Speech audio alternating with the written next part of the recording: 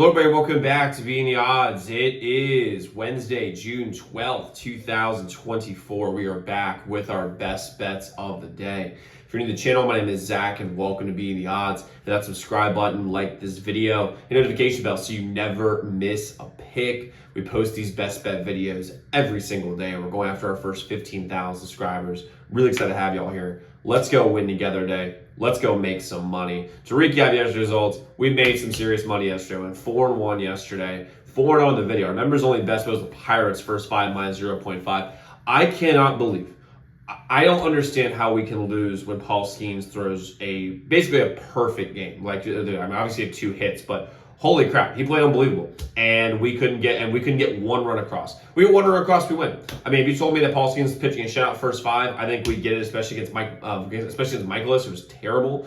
But that's the Pirates for you. But overall, killed it, right? So Phillies minus 1.5, win. No runs first inning in Chicago and Tampa Bay, win. Houston, San Francisco, no runs first inning, easy win. And then over 8.5, Colorado, Minnesota was such a sweat. But we got it done. You love to see it. 4-1. Overall, we're crushing in every single sport. I'm not going to bore you guys reading the records. You guys just pause it and see it. We are killing it. And we have a huge day of betting today. We have NBA Finals Game 3. We have a full slate of the MLB. Let's jump right into it. I'm going to get started with our first play, which would be Jaylen Brown over 22.5 points in Game 3. First off, the Stars have got to show up if Boston wants to win on the road. And for me, I think Jaylen Brown's going to be the guy to step up. Because here's the deal. Jason Tatum just doesn't have the mindset to be the number one guy on a championship team. They'd be like, well, Zach, he's number one guy right now, and they'll probably win the chip. Maybe. But the fact is that I think Jaylen Brown's better. Just fully. And by the way, you can say like, oh, no, he's better. Like, I mean, listen, is Jason Tatum more skilled? Yes. Jaylen Brown, I think, is honestly better. And listen, you might be like, well, Zach, you're overreacting to 2. No, dude, I've watched the Celtics a lot this season. And Jaylen Brown is a better player because Jason Tatum's a bit of a front runner. And I think Jason Tatum's going to shrink offensively shooting the ball. He was afraid to shoot in Boston. Like, when you watch Jason Tatum shoot, he was afraid to shoot. He absolutely was. He was in Boston, of all places, not even on the road. Now we're going on the road. Hostile environment. It's going to be rocking. I've gone to Mavs games before, like in Dallas. That crowd is unbelievable. They are going to intimidate the shit out of him. I like Jaylen Brown over 22.5 points. Plus, I like his matchup because, I mean, PJ Washington's going to guard Jason Tatum. And if that's the case, I don't really know who's going to guard Jaylen Brown. So I'm rolling Jaylen Brown over 22.5 points. Next, go with Kyrie over 23.5 points in this game. He'll be better at home. Like, he just will be. And to me, what it looks like with Kyrie is he is just shell-shocked about Boston. Like, he regrets how it went down over there, and you can just see it. Like, he is just guilty. He just looks like, I don't know, like, he just looks like he's, honestly, like Jason Tatum, afraid to shoot when he's in Boston. And Boston just seemed to be in his head, but they're not in Boston today. They're gonna be in Dallas. And role players play a lot better at home. And the way Kyrie's playing, he's playing like a role player. Now, here's the deal. Role players don't usually score 24 points, but he's a star. And he has the skill necessary. And by the way, the championship medal, the experience to be able to have a huge game. And I think he's going to do that today. I like his matchup. I mean, I think Drew is going to have to guard Drew's going to have to guard Luka for a good portion of this game. That means you're going to be going against Derek White. That's a huge advantage to Kyrie. I mean, huge advantage. All Kyrie's got to see is 1-3 go down, 1. And after that, he's going to be, in my opinion, unstoppable. I love Kyrie over 23.5 points in this game, especially since we're playing in Dallas. Next, we'll go with no runs first inning. Houston and San Fran. Valdez and Webb are both great. Both offenses have a slow start this season, and not just in this season, but like just this series alone. Houston's been super underwhelming. San Francisco's been super underwhelming offensively, and Valdez and Webb are both awesome. So for me, I like this. Plus, it's a day game. Day games usually are a little bit lower scoring, at least especially in San Francisco, when it's not a hitter's park. I'm rolling with no runs first inning, Houston and San Fran. Next, we're going with Mariners minus 1.5 versus the White Sox. First off, I mean, this is pretty simple.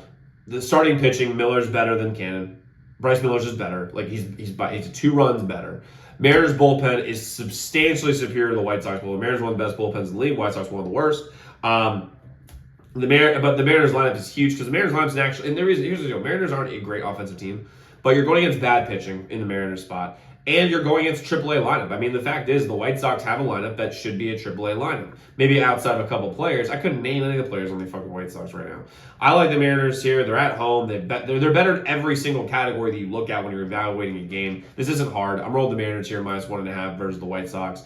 Next, we go with the over 8 in Colorado, Minnesota. I know I said usually it's under games during the day, but here's the deal. Lopez for the Twins has been horrible this year. It's a 5.45 ERA, absolutely terrible. And Gomber for Colorado has actually done very, very well this year, and he was terrible last year. But he can be had. I don't like the way he plays, and I think he's very vulnerable. And Minnesota, with how good they are with the home run ball, I think he's very, very vulnerable. Colorado has the worst bullpen in the league. They're dead last. They're fucking terrible. And both of these teams hit better than you think. And with Minnesota being so reliant on home runs, given that Gomber's vulnerable up high in the zone, and you have the worst bullpen in the league, I think Minnesota will score their fair share of runs. And the starter for Minnesota sucks. So this should be an over 8. I like that it's over 8, not 8.5, so we get 8, we push. But I'll go over 8, Colorado and Minnesota. And then lastly, we're going to go with the over 8.5 in Los Angeles and the Angels and the Diamondbacks. First off, you might be like, well, Zach, both these offenses kind of suck. And yeah, you're right, they kind of do, especially the D-backs, which is ridiculous given how good they were last year. But first off, let's talk about a couple things. Number one, they're in Arizona. There's going to be a lot more elevation than people think.